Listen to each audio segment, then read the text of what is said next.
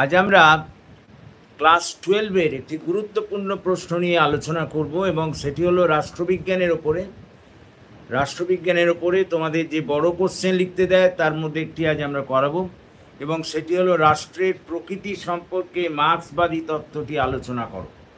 প্রশ্নটা লিখে নাও, রাষ্ট্রের প্রকৃতি সম্পর্কে মার্ক্সবাদী তত্ত্বটি আলোচনা করো। হ্যাঁ, সারাক্ষণ ভালো করে শোন, এটা খুব ইম্পর্টেন্ট। ওকে, তাহলে রাষ্ট্রের প্রকৃতি সম্পর্কে আমরা আজকে মার্ক্সবাদী তত্ত্বটি আলোচনা করব। খুব ইম্পর্টেন্ট প্রশ্ন, আমাকে ভালো করে শুনতে হবে। ক্লিয়ার? খুব ইম্পর্টেন্ট। আমি একদম আগে প্রথমে ছোট্ট করে বুঝিয়ে নেব এবং তারপর লিখিয়ে দেব।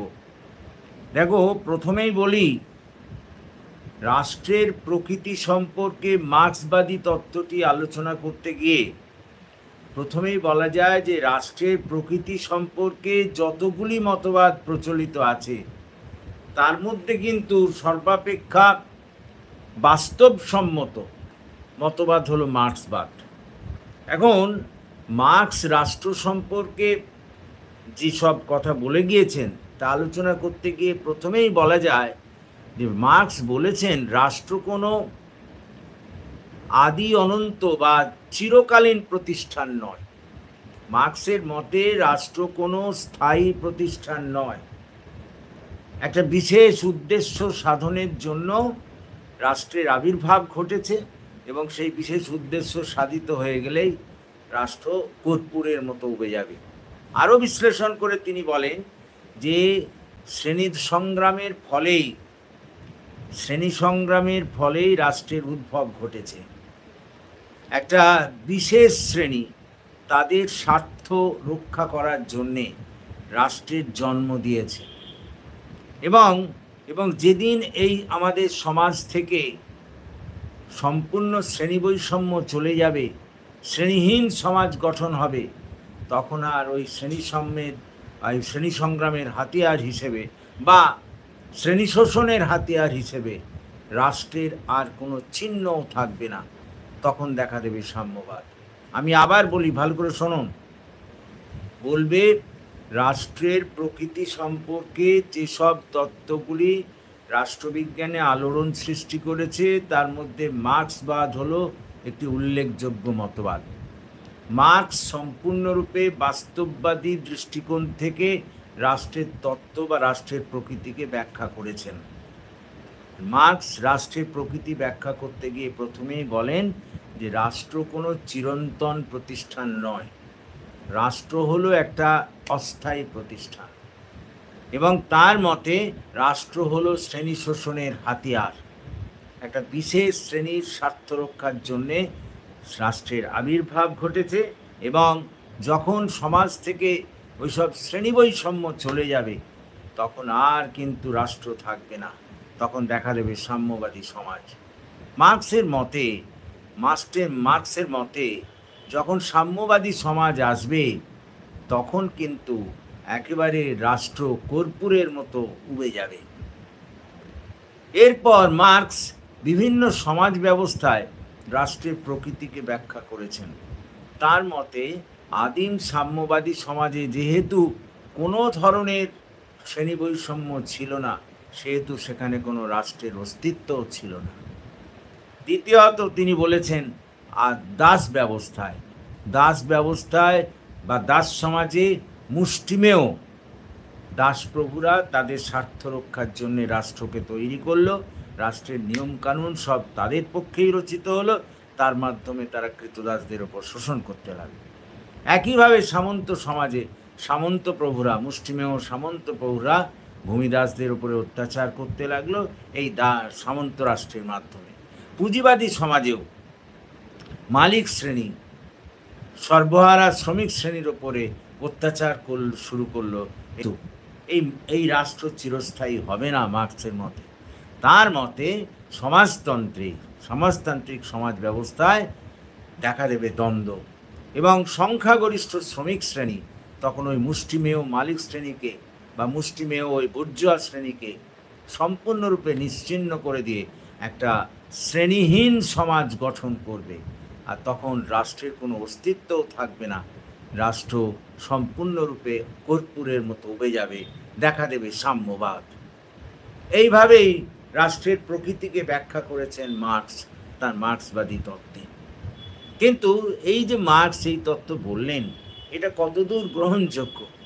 বিভিন্ন বিভিন্ন সমালোচক ভিন্ন ভিন্ন দৃষ্টিকোণ থেকে মার্কসের এই তত্ত্বকে সমালোচনা করেছেন। প্রথমত, সমালোচকেরা বলেন যে মার্কস রাষ্ট্রকে শ্রেণী শোষণের হাতিয়ার বলেছেন, অত্যাচারী প্রতিষ্ঠান বলেছেন। কিন্তু তাদের মতে বর্তমানে যে জনকল্যাণকর রাষ্ট্র দেখা যায়, সেখানে রাষ্ট্র যতটা জনকল্যাণ করতে পারে অন্য কারো পক্ষে সম্ভব নয়। 2 নম্বর, সমালোচকরা বলেন, বিবর্তনবাদীরা বলেন যে বিবর্তনের মধ্যে দিয়ে রাষ্ট্রের আবির্ভাব ঘটেছে, কিন্তু মার্কস বলেছেন শ্রেণী সংগ্রামের মধ্যে দিয়ে রাষ্ট্রের আবির্ভাব ঘটেছে। স্বাভাবিকভাবে বিবর্তনবাদীরাও তাদের এই তত্ত্বকে মেনে নেন না। নেক্সট আমরা যেটাকে বলবো, মার্ক্সবাদী তত্ত্বটা যে জন্য গ্রহণযোগ্য নয়, বলা হয়েছে যে একদিন এমন আসবে যখন কোনো শ্রেণী বৈষম্য থাকবে না, তখন রাষ্ট্র কর্পূরের মতো উবে যাবে। সমালোচকরা এরকম অবস্থা মেনে নিতে নারাজ। তাদের মতে এমন কোনো সমাজ ব্যবস্থা আসবে না যেখানে শ্রেণী বৈষম্য থাকবে না। সুতরাং মার্ক্সের এই তত্ত্বটা ত্রুটিহীন নয়। মার্ক্সের এই তত্ত্বে নানা ধরনের ত্রুটি বিরাজমান, কিন্তু এত ত্রুটি থাকা সত্ত্বেও এই মার্ক্সবাদী তত্ত্বের গুরুত্বকে কোনোভাবেই অস্বীকার করা যায় না, কারণ এটিকেই সবচেয়ে বাস্তববাদী তত্ত্ব বলে মনে করা হয়। দেখো, আমি আরেকবার বলছি, খুব ছোট্ট, অনেক বড় নয়। বলতে হবে যে রাষ্ট্রের প্রকৃতি সম্পর্কে রাষ্ট্রবিজ্ঞানে যেসব তত্ত্বগুলি প্রচলিত আছে, তার মধ্যে মার্ক্সবাদী তত্ত্বটি সর্বাপেক্ষা উল্লেখযোগ্য তত্ত্ব। বস্তুতপক্ষে মার্ক্স রাষ্ট্রের প্রকৃতি ব্যাখ্যা করতে গিয়ে প্রথমেই বলেন, রাষ্ট্র কোনো চিরন্তন প্রতিষ্ঠান নয়, রাষ্ট্র হলো একটা অস্থায়ী প্রতিষ্ঠান। শ্রেণীদ্বন্দ্বের ওপর ভিত্তি করেই বা শ্রেণী সংগ্রামের ওপর ভিত্তি করেই রাষ্ট্রের আবির্ভাব ঘটেছে। রাষ্ট্র হলো শ্রেণী শোষণের হাতিয়ার, একটা বিশেষ শ্রেণীর স্বার্থ রক্ষা করাই হলো তার উদ্দেশ্য। এরপর মার্ক্স বিভিন্ন সমাজে রাষ্ট্রের প্রকৃতি ব্যাখ্যা করেছেন। তার মতে আদিম সাম্যবাদী সমাজে কোনো শ্রেণী বৈষম্য ছিল না, ফলে রাষ্ট্রের অস্তিত্বও ছিল না। এরপর তিনি দাস সমাজে বলেছেন যে মুষ্টিমেয় দাস প্রভু তাদের স্বার্থ রক্ষা করার জন্য রাষ্ট্র তৈরি করে এবং সেই রাষ্ট্রের মধ্যে দিয়ে তারা কৃতদাসদের ওপর শোষণ চালায়। এরপর সামন্ত সমাজে রাষ্ট্রের কথা বলতে গিয়ে বলেছেন মুষ্টিমেয় সামন্ত প্রভু তাদের নিজেদের স্বার্থ রক্ষার জন্য সামন্ত রাষ্ট্র তৈরি করেছিল এবং তার উপরে ভিত্তি করেই ভূমিদাসদের ওপরে তারা শোষণ চালিয়েছিল। এরপর তারা পুঁজিবাদী বা বুর্জোয়া রাষ্ট্রের কথা বলেছেন, যেখানে পুঁজিবাদীরা, মুষ্টিমেয় পুঁজিবাদীরা সংখ্যাগরিষ্ঠ শ্রমিকদের ওপরে রাষ্ট্রের মাধ্যমেই শোষণ চালিয়েছে। এরপর মার্ক্সবাদীরা বলেছেন যে এমন একদিন আসবে এই সমাজতান্ত্রিক সমাজেই যেখানে সংখ্যাগরিষ্ঠ শ্রমিক শ্রেণী ওই পুঁজিবাদী বা বুর্জোয়াদের বিরুদ্ধে আক্রমণ শানাবে এবং মুষ্টিমেয় বুর্জোয়াকে শেষ করে দিয়ে একটা শ্রেণীহীন সমাজ গঠন করবে, যেখানে আর শ্রেণী সংগ্রামের হাতিয়ার হিসেবে বা শ্রেণী শোষণের হাতিয়ার হিসেবে রাষ্ট্রের অস্তিত্ব থাকবে না, রাষ্ট্র বিলুপ্ত হয়ে যাবে। ক্লিয়ার? এই হয়ে গেল তত্ত্ব। এবার সমালোচনা কি? 1 নম্বর সমালোচনা, মার্ক্স রাষ্ট্রকে শ্রেণী শোষণের হাতিয়ার বলেছেন, কিন্তু জনকল্যাণকর রাষ্ট্রের তত্ত্বে যারা বিশ্বাসী তারা বলেন রাষ্ট্র যতটা জনগণের কল্যাণ করতে পারে অন্য কারো পক্ষে সম্ভব নয়। দ্বিতীয়ত, বিবর্তনবাদীরা বলেন যে রাষ্ট্র বিবর্তনের মধ্যে দিয়ে এসেছে, সুতরাং তারা ওই মার্ক্সের তত্ত্বকে মেনে নিতে চান না। তৃতীয়ত, এক সময় রাষ্ট্র থাকবে না বলে অভিহিত করেছে মার্ক্স, কিন্তু সমালোচকরা বলেন যে সেরকম পরিস্থিতি কখনোই সৃষ্টি হবে না, কারণ রাষ্ট্র না থাকলে তাহলে একটা অরাজকতা, বিশৃঙ্খলা দেখা দেবে। কথাটা বোঝার চেষ্টা করো। আর চতুর্থত, যে সাম্যবাদী সমাজের কথা মার্ক্সবাদীরা বলেন তা কিন্তু সমালোচকরা মেনে নিতে রাজি নন। তাদের মতে এমন কোনো সমাজ তৈরি হবে না যেখানে কোনো শ্রেণী বৈষম্য থাকবে না। সুতরাং মার্ক্সের তত্ত্বটা একেবারে ত্রুটিহীন নয়, তবে এত ত্রুটি থাকা সত্ত্বেও একথা মানতে হবে যে রাষ্ট্রবিজ্ঞানে যতগুলি প্রকৃতি সংক্রান্ত আলোচনা আছে, রাষ্ট্রের প্রকৃতি সংক্রান্ত আলোচনা আছে, তার মধ্যে এটি সর্বাপেক্ষা বাস্তববাদী মতবাদ এবং গ্রহণযোগ্য মতবাদ। এটাই আমরা লিখব। So right it down. আমি খুব আস্তে আস্তে বলবো, কিন্তু সবাইকে লিখতে হবে। Right it down. শুরু কর লিখতে। লেখো, রাষ্ট্রের প্রকৃতি সম্পর্কে, রাষ্ট্রের প্রকৃতি সম্পর্কে রাষ্ট্রবিজ্ঞানে, রাষ্ট্রের প্রকৃতি সম্পর্কে রাষ্ট্রবিজ্ঞানে যেসব তত্ত্বগুলি, যেসব তত্ত্বগুলি প্রচলিত আছে তার মধ্যে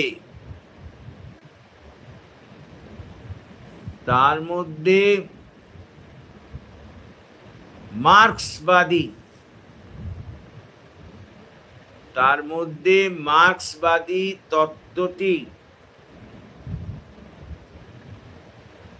সবিশেষ উল্লেখযোগ্য, তার মধ্যে মার্ক্সবাদী তত্ত্বটি সবিশেষ উল্লেখযোগ্য। প্যারাগ্রাফ। মার্ক্স রাষ্ট্রের প্রকৃতি সম্পর্কে, মার্ক্স রাষ্ট্রের প্রকৃতি সম্পর্কে তার মতবাদ ব্যাখ্যা করতে গিয়ে বলেন, মার্ক্স রাষ্ট্রের প্রকৃতি সম্পর্কে তার মতবাদ ব্যাখ্যা করতে গিয়ে বলেন যে রাষ্ট্র কোনো চিরন্তন প্রতিষ্ঠান নয়, রাষ্ট্র কোনো চিরন্তন প্রতিষ্ঠান নয়। শ্রেণী সংগ্রামের বা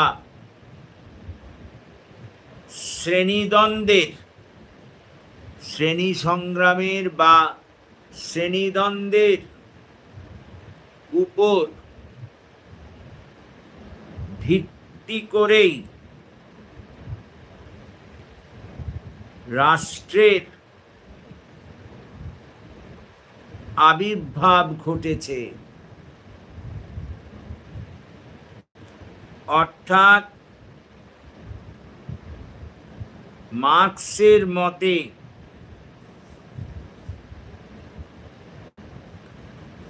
শ্রেণী বৈষম্যমূলক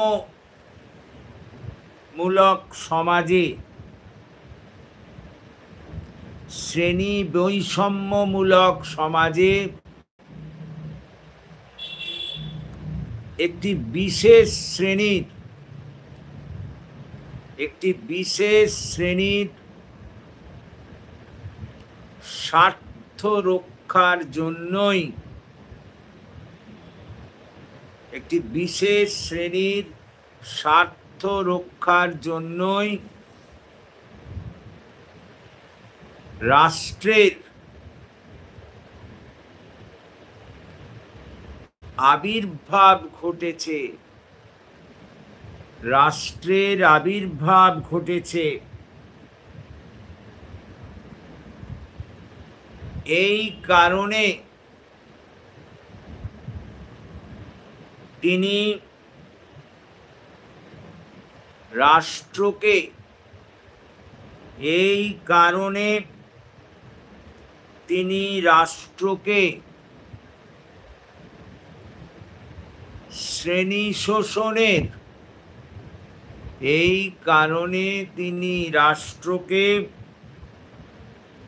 শ্রেণী শোষণের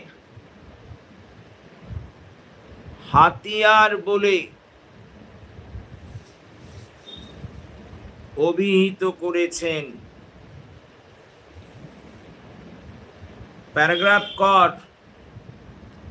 মার্কস বিভিন্ন সমাজ ব্যবস্থা বিশ্লেষণের মধ্যে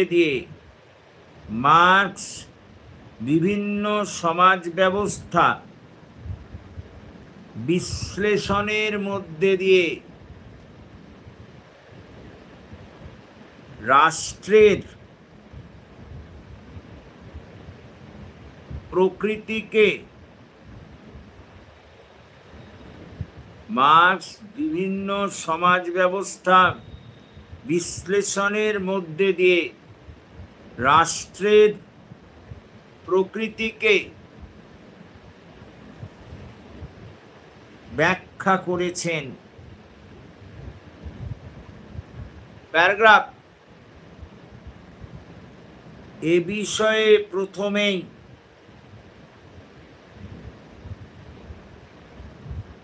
আদিম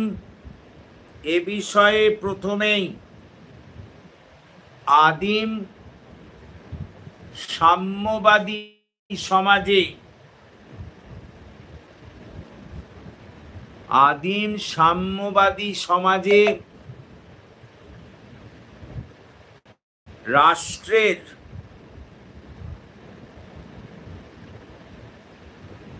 প্রকৃতিকে তিনি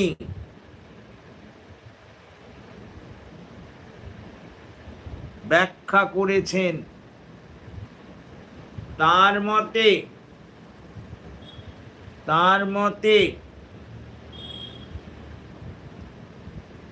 ওই সমাজে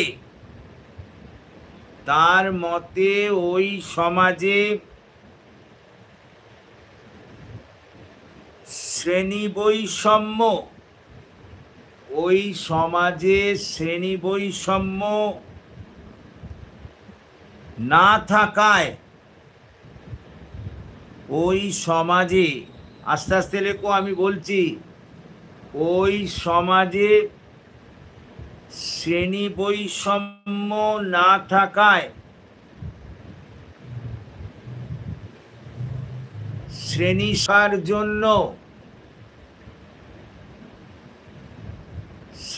স্বার্থ রক্ষার জন্য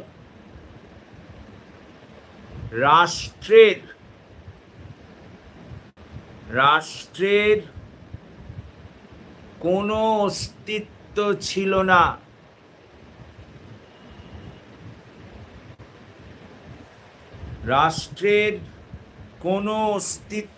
ছিল না। প্যারাগ্রাফ। এরপর মার্কস দাস সমাজে রাষ্ট্রের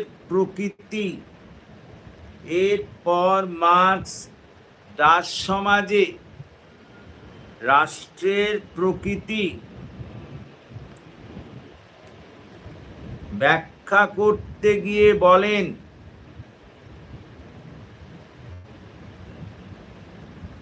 মুষ্টিমেয় দাসপ্রভুরা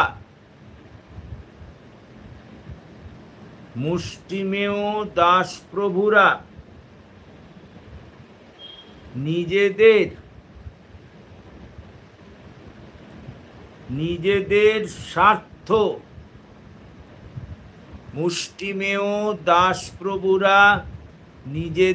স্বার্থ রক্ষা করার জন্য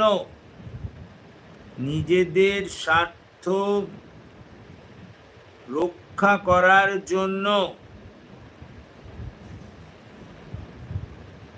রাষ্ট্রের সৃষ্টি করেছিল, রাষ্ট্রের সৃষ্টি করেছিল এবং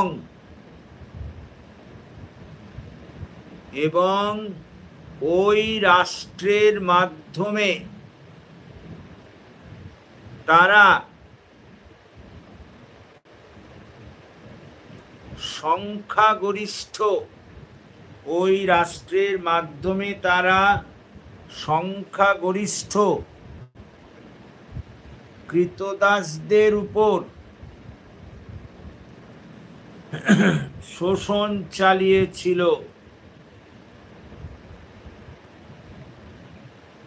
রাষ্ট্রের রাষ্ট্রের সব নিয়ম কানুন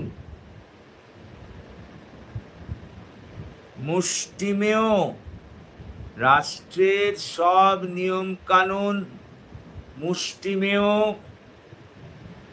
দাসপ্রভুদের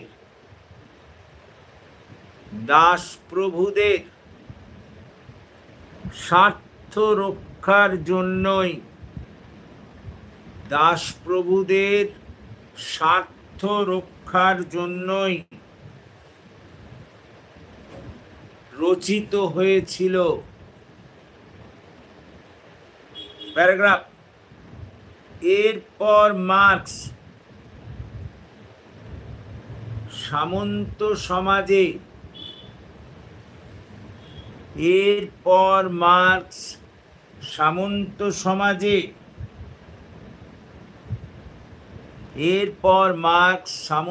সমাজে রাষ্ট্রের প্রকৃতি ব্যাখ্যা করতে গিয়ে বলেন,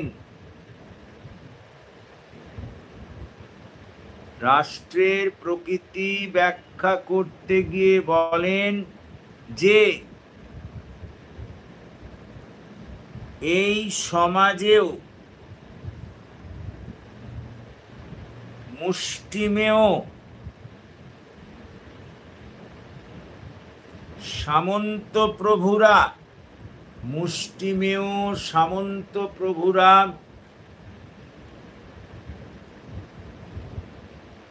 নিজেদের স্বার্থ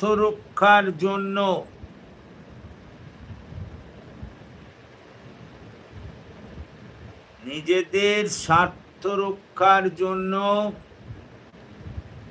রাষ্ট্র তৈরি করেছিল।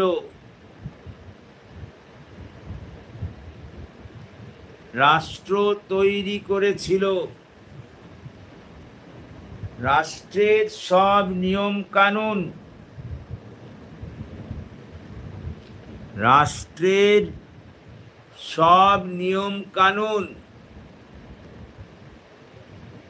সামন্তপ্রভুদের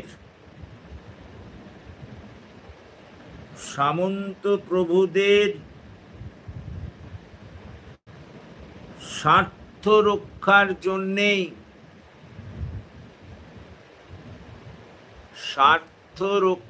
জন্যেই তৈরি করা হয়েছিল।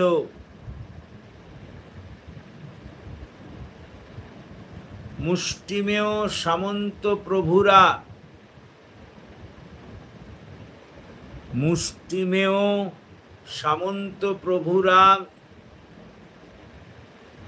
এই রাষ্ট্রের মাধ্যমে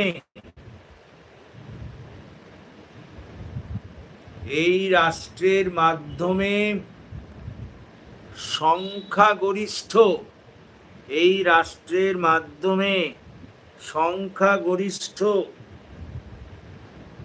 ভূমিদাসদের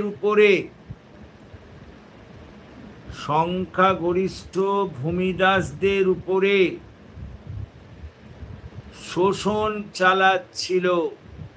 সংখ্যাগরিষ্ঠ ভূমিদাসদের উপরে শোষণ চালাচ্ছিল। প্যারাগ্রাফ। এরপর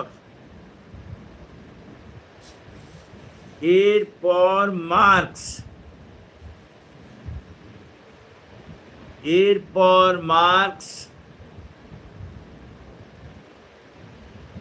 পুঁজিবাদী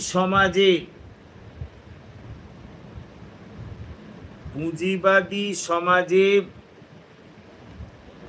রাষ্ট্রের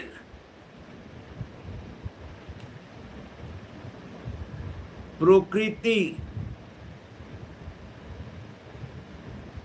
ব্যাখ্যা করতে গিয়ে বলেন,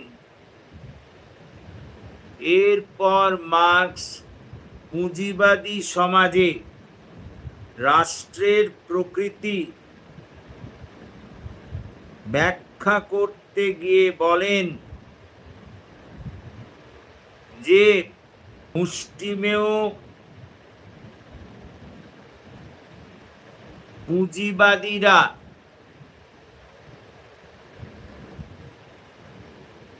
তাদের স্বার্থ রক্ষার জন্য রাষ্ট্র তৈরি করেছিল।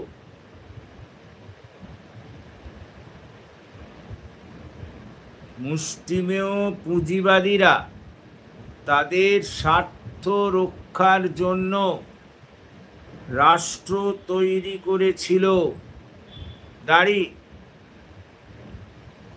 রাষ্ট্রের সব নিয়ম কানুন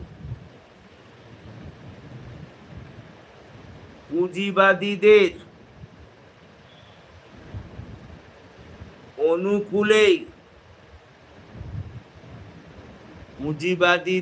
অনুকূলেই রচিত হয়েছিল এবং পুঁজিবাদীরা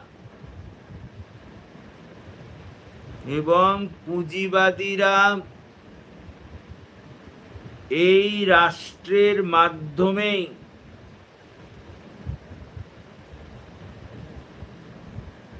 সংখ্যাগরিষ্ঠ মুষ্টিমেয় পুঁজিবাদীরা এই রাষ্ট্রের মাধ্যমেই সংখ্যাগরিষ্ঠ শ্রমিকদের উপরে বা সর্বহারাদের উপরে শোষণ চালাচ্ছিল। প্যারাগ্রাফ। এরপর মার্কস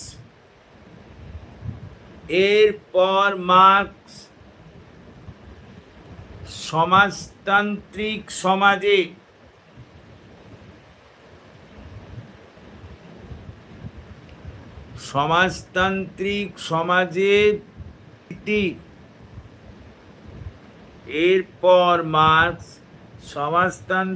সমাজে রাষ্ট্রের প্রকৃতি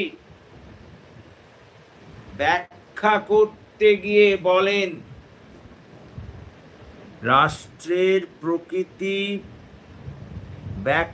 করতে গিয়ে বলেন যে সংখ্যাগরিষ্ঠ শ্রমিকেরা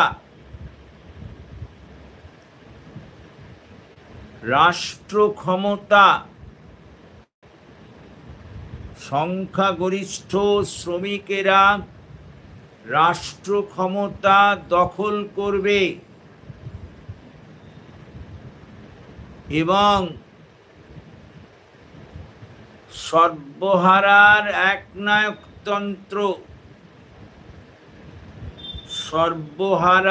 একনায়কতন্ত্র নামে একটি রাষ্ট্র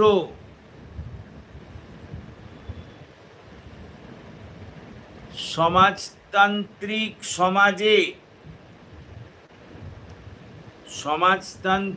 সমাজে গড়ে উঠবে।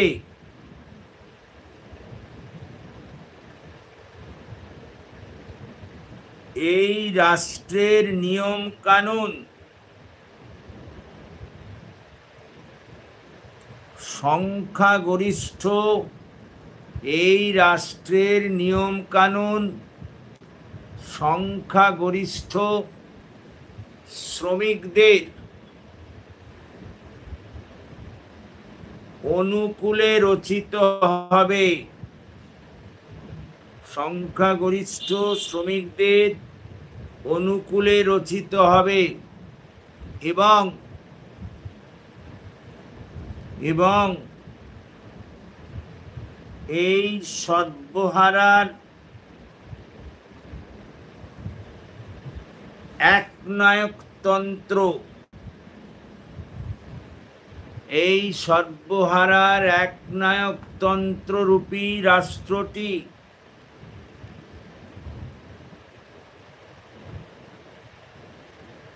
যেসব অবশিষ্ট বুর্জোয়া বা পুঁজিবাদী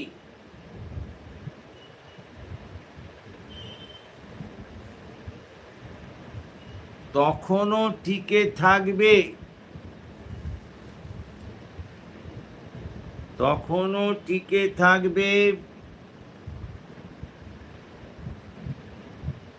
তাদের শেষ করে দেবে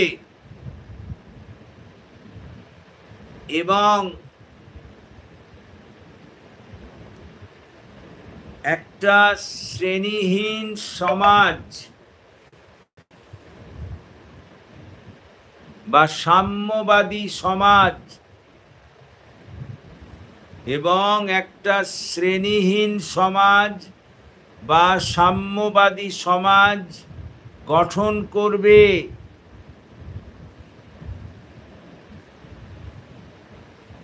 এবং সেখানে শ্রেণী স্বার্থ বা শ্রেণী শোষণের শ্রেণী স্বার্থ বা শ্রেণী শোষণের বিষয়টি জড়িত না থাকায়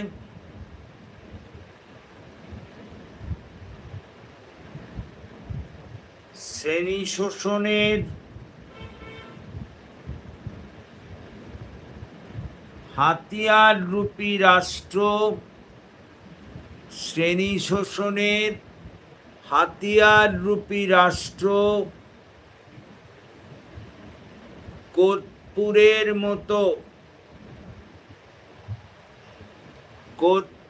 মতো উবে যাবে। অর্থাৎ মার্কসের মতে সাম্যবাদী সমাজে কোন শ্রেণীর অস্তিত্ব না থাকায় রাষ্ট্রেরও আর কোনো অস্তিত্ব থাকবে না। রাষ্ট্র বিলুপ্ত হয়ে যাবে। প্যারাগ্রাফ সমালোচনা বলে ড্যাশ দে, সমালোচনা বলে ড্যাশ দাও, ড্যাশ দিয়ে লেখো। একদা রাষ্ট্রের প্রকৃতি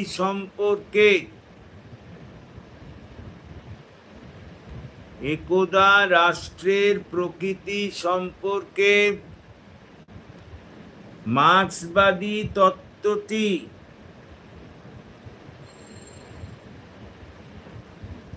আলোড়ন সৃষ্টি করলেও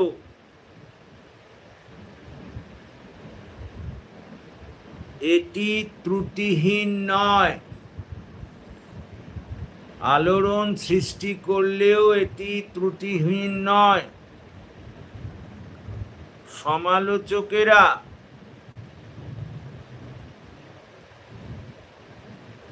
নানা দিক দিয়ে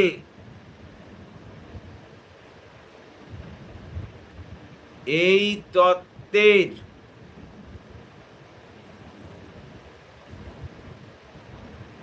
সমালোচনা করেছেন। প্যারাগ্রাফ প্রথমত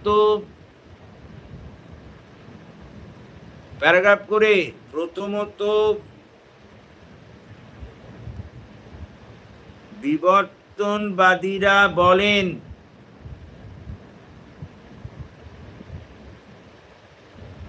সামাজিক বিবর্তনের মধ্যে দিয়ে বিবর্তনবাদীরা বলেন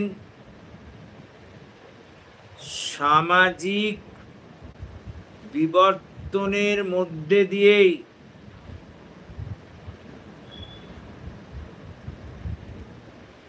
রাষ্ট্র সৃষ্টি হয়েছে।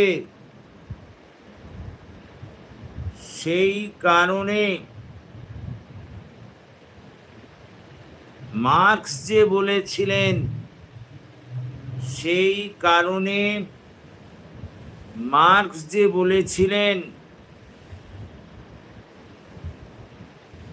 শ্রেণীদ্বন্দ্বের ফলে, সেই কারণে মার্কস যে বলেছিলেন শ্রেণীদ্বন্দ্বের ফলে রাষ্ট্র সৃষ্টি হয়েছে, শ্রেণীদ্বন্দ্বের ফলে রাষ্ট্র সৃষ্টি হয়েছে, এ কথা তারা মানেন না।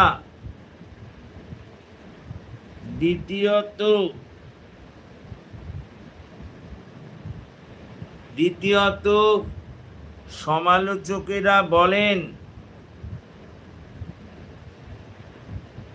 যে মার্কস যে বলেছেন রাষ্ট্র অত্যাচারী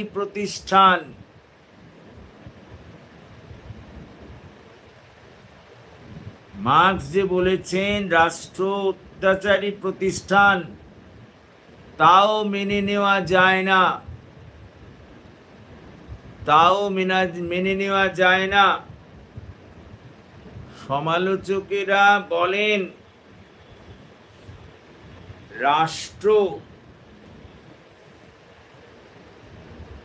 যেমন জনগণের কল্যাণ সাধন করতে পারে, তা অন্য কোনো রাষ্ট্র যেমন জনগণের কল্যাণ সাধন করতে পারে, তা অন্য কোনো প্রতিষ্ঠানের পক্ষে সম্ভব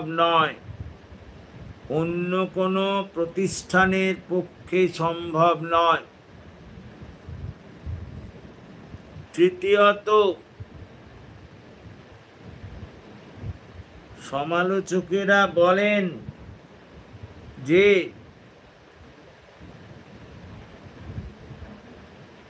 মার্কস যে বলেছেন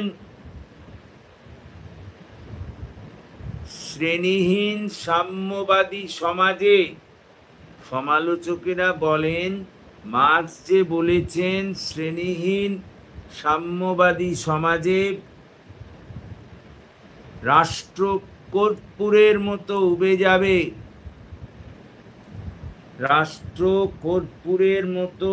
যাবে, এই কথাও মেনে নেওয়া যায় না। কারণ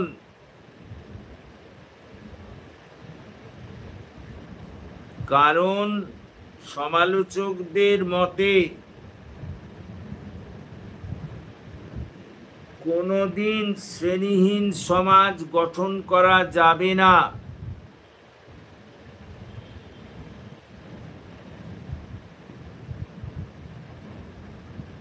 অর্থাৎ সাম্যবাদ কোনোদিনই আসবে না। ফলে রাষ্ট্র কোনোদিন বিলুপ্ত হবে না।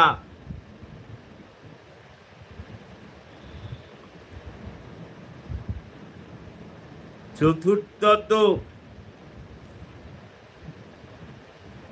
সমালোচকেরা বলেন যে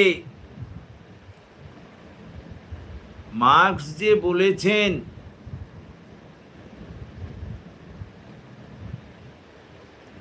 রাষ্ট্র ছাড়াই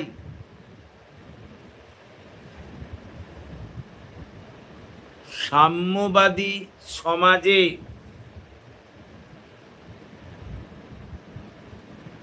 শান্তি শৃঙ্খলা থাকবে। মার্কসের একথাও মেনে নেওয়া যায় না। মার্কসের একথাও মেনে নেওয়া যায় না, কারণ রাষ্ট্র না থাকলেই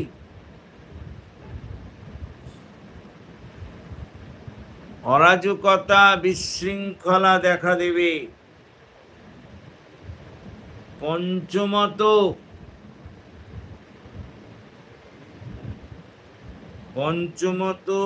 সমালোচকেরা বলেন যে সমাজতান্ত্রিক সমাজ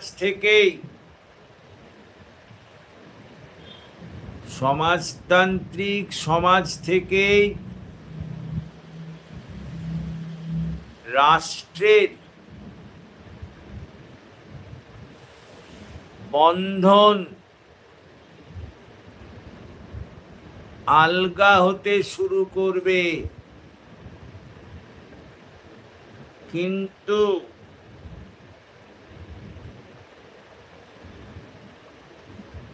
মার্কসের এই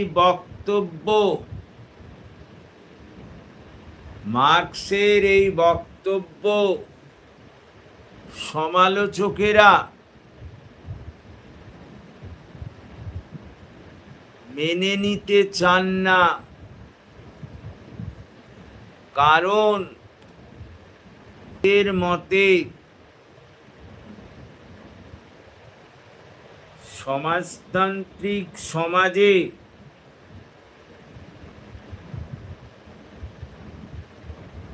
রাষ্ট্রীয় বন্ধন শিথিল হওয়া তো দূরের কথা, আরো দৃঢ় হয়েছে। শিথিল হওয়া তো দূরের কথা, আরো দৃঢ় হয়েছে। এই কারণেও তারা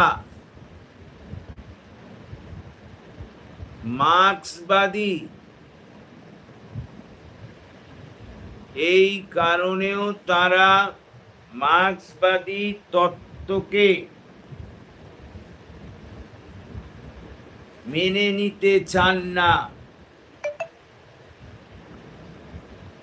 লাস্ট প্যারাটা ঠিক করে লিখবে সবাই। সুতরাং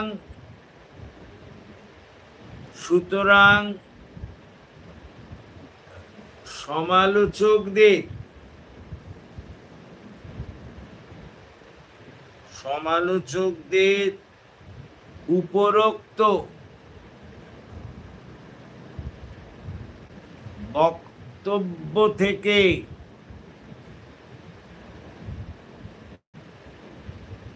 এটি সহজেই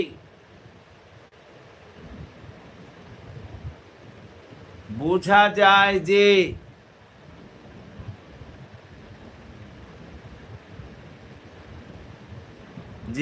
রাষ্ট্রের প্রকৃতি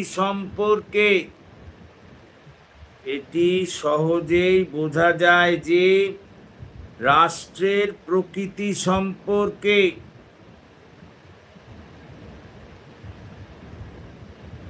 মার্ক্সবাদী তত্ত্বটি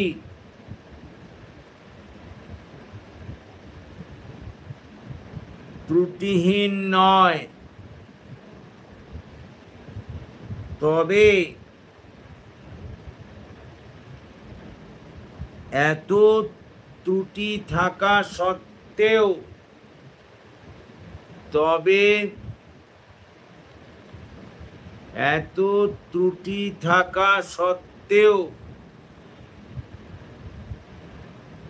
এর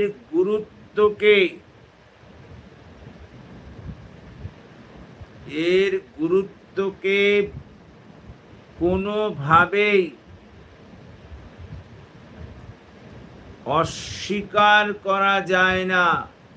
এর গুরুত্বকে কোনোভাবেই অস্বীকার করা যায় না, কারণ তিনি প্রথম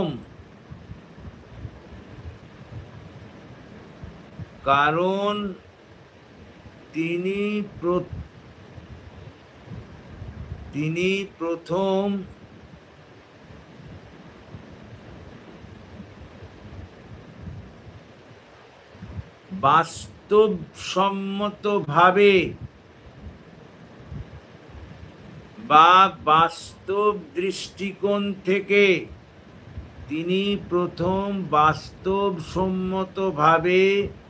বা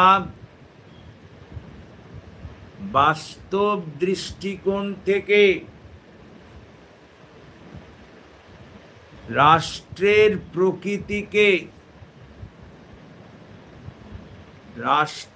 প্রকৃতিকে ব্যাখ্যা করেছেন।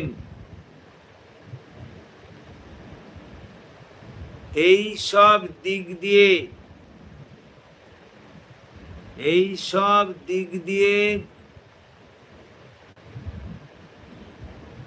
বিচার ও বিশ্লেষণ করলে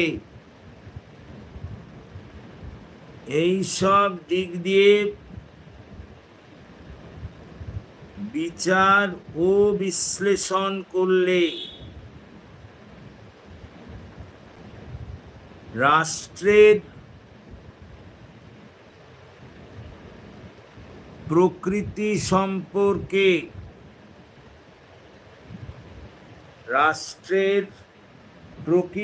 সম্পর্কে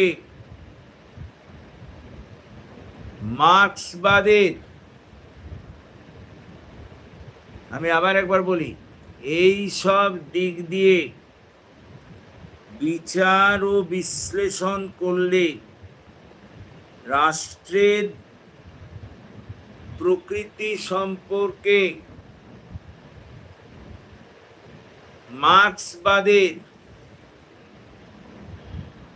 গুরুত্বকে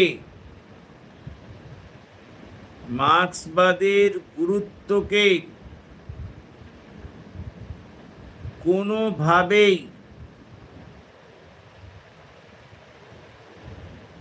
অস্বীকার করা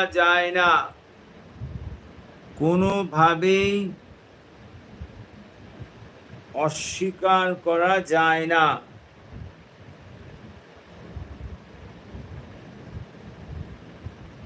এখানেই এটা আমরা শেষ করলাম বা শেষ হলো।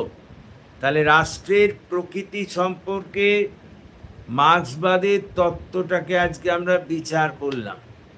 আমরা দেখলাম কিভাবে মার্ক্স রাষ্ট্রের প্রকৃতিকে ব্যাখ্যা করেছেন। তিনি প্রত্যেকটা সমাজ বিচার করেছেন, প্রত্যেকটা সমাজে রাষ্ট্রের প্রকৃতিকে বিশ্লেষণ করেছেন এবং তার উপর ভিত্তি করেই রাষ্ট্রের সার্বজনীন একটা মতবাদ তিনি তুলে ধরেছেন। আশা করি তোমরা বুঝতে পেরেছো আমরা যেটা বললাম এবং তারপরে লিখিয়ে দিলাম। ঠিক এইভাবেই এটা লিখতে হবে এবং যদি এইভাবে লিখতে পারো তাহলে ভালো নম্বর পাবে। তো আশা করি তোমরা বুঝতে পেরেছো এবং যদি তোমরা বুঝতে পারো তাহলে প্লিজ আমাদের এই ক্লাসের কথা সবার মধ্যে, বন্ধুদের মধ্যে শেয়ার করো, তাদেরও এই ক্লাসে যোগদান করতে বলো। এবং তোমরা যারা এখনো পর্যন্ত আমার এই চ্যানেলটিকে সাবস্ক্রাইব করোনি, প্লিজ সাবস্ক্রাইব মাই চ্যানেল।